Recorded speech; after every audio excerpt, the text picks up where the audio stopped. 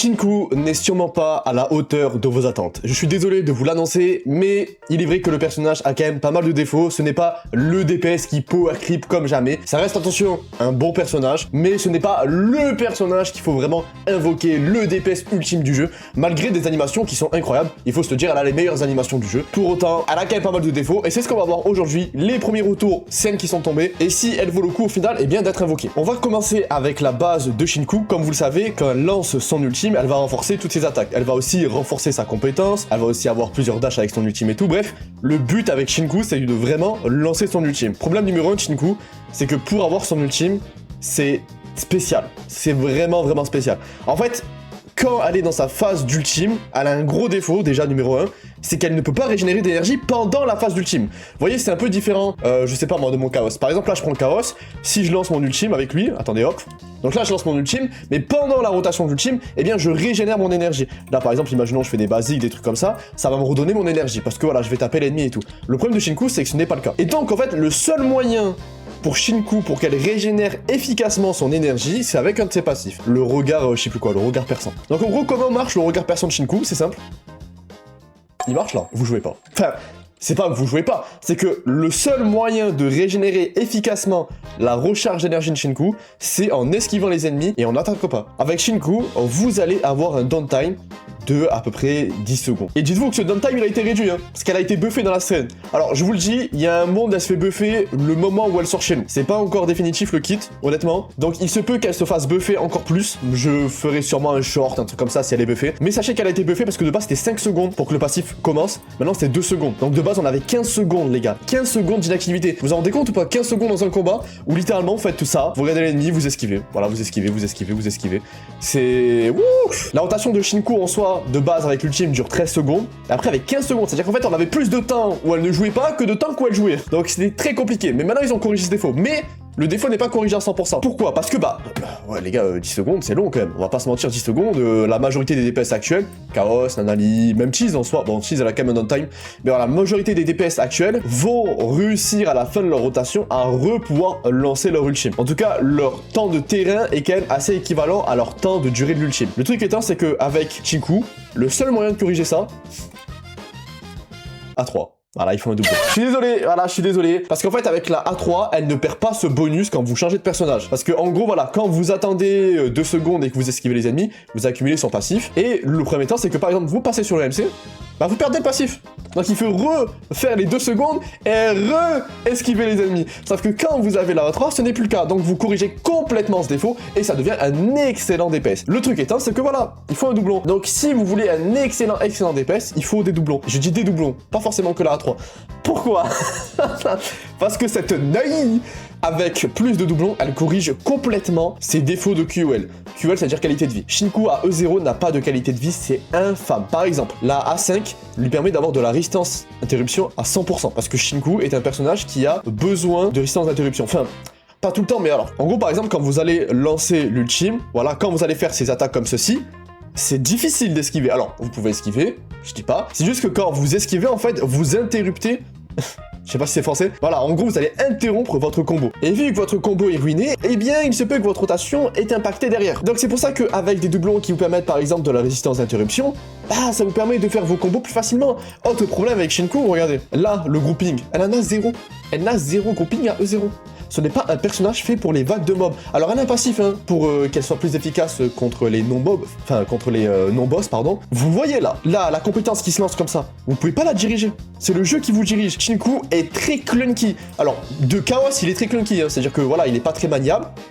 Chinku, il est encore plus. Vraiment, Chinku, il est encore plus. Là, je vous parle par expérience. Et le truc étant, c'est que la A5 vous corrige un peu ce défaut. La A6 vous permet d'avoir du grouping. Le truc, de base, elle ne l'a pas. Donc, vous voyez, chaque doublon quasiment de Chinku va permettre d'améliorer sa qualité de vie. Oui, Chinku, ça reste quand même un bon DPS. Voilà, vous allez clear avec. Je suis pas là pour vous dire de pas l'invoquer. Ok, vous allez clear avec. Mais, il est vrai que, si vous comptez aller chercher des doublons avec elle, ça va vous changer la donne. Ça va clairement vous changer la donne, ça faut se le dire. Donc oui, le jeu est clearable son doublon, parce que je vois déjà les gens en commentaire « je suis free to play, mais t'as besoin de... » Ferme ta gueule. Allez, ferme ta... Si là maintenant j'ai envie de jouer Mante DPS, je peux clear avec Mante DPS. Dans le futur, comment ça va évoluer? Eh bien si dans le futur, le jeu évolue dans le mauvais sens, c'est-à-dire dans le full power creep et tout, eh bien Chinku va se faire délaisser. Ça c'est clair et net. En tout cas, si vous n'avez pas de doublon, ça va être le cas. Mais si vous comptez invoquer des doublons, ça va. Un autre truc que j'ai envie de parler avec Shinku, c'est son problème de teammate. Parce que en l'état, je trouve qu'elle n'a pas forcément de vrai teammate dédié. On verra ce que fait Heroy à 100%. Je me suis pas encore concentré sur elle. Mais pour l'instant, à sa sortie, elle n'a pas vraiment de vrai team masterclass, je trouve. Par exemple, on peut jouer genre charge. Donc on mettra le MC, Hathor et Jiyuan. Mettez pas Chaos, Chaos c'est pas fait pour ce rôle de sub DPS. Voilà, donc on mettra ça. Et le but ici, voilà, c'est d'avoir charge. Le truc étant, c'est que charge, Shinku ne va pas vraiment en profiter à 100%. Voilà, c'est plus votre équipe qui va en profiter.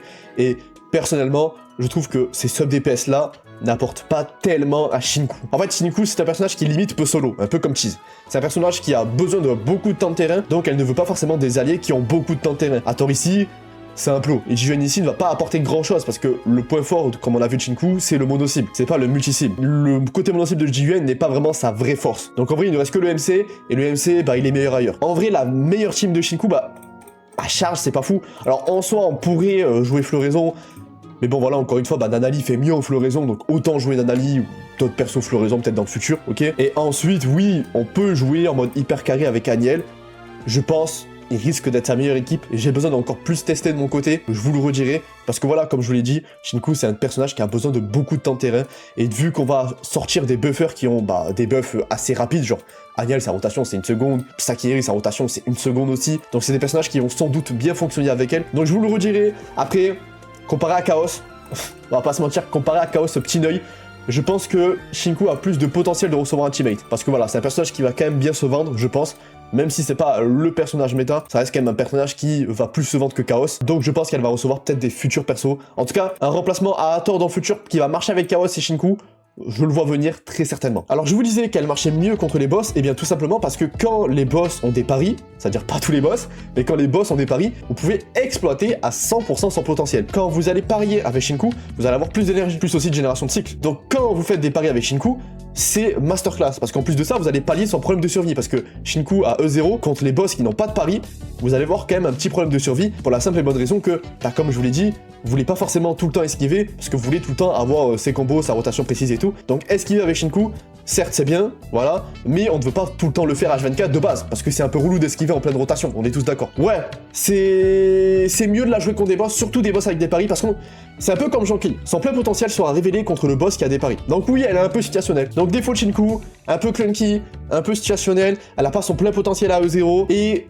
honnêtement, elle a pas vraiment de vrai teammate, de vrai team dédié à l'heure actuelle. On verra encore une fois Heroy si c'est le cas, je pense que c'est le cas. Mais voilà, c'est vrai que Shinku, j'ai envie de vous dire qu'elle a plus de défauts que de côté correct, mais c'est un peu le cas, c'est un peu le cas. Ça reste quand même un bon DPS, si vous voulez l'invoquer, allez-y, elle est fun, vraiment ça pour le coup elle est ultra fun, mais il est vrai que le côté attendre que son ultime soit prêt, esquiver les ennemis, ça enlève aussi le côté fun.